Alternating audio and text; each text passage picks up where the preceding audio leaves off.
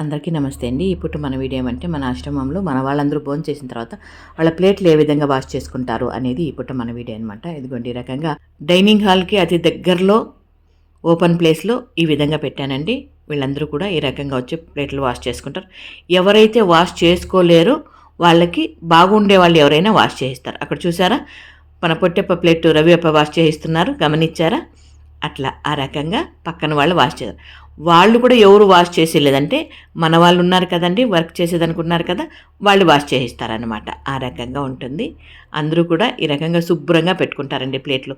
అవి అక్కడ పొడి వేసి తోముతున్నారు కదా, అదేం తెలిసిన పొయ్యిలోని బూడిదనమాట. ఆ బూడిదని జల్లెడు పట్టి ఒక బకెట్లో వేసి పెట్టింటాం, దాంతో శుభ్రం చేసుకుంటారనమాట. చాలా నీట్గా శుభ్రం అవుతుంది. ఎంతమందికి మీలో బూడిదలో తోమేది తెలిసిన కమెంట్ సెక్షన్లో తెలియజేయండి, ఓకేనా? ఇది ఇప్పుడు మన చిన్న వీడియో నచ్చితే సాక్షి పాపం మాటలు ఫాలో అయిపోండి.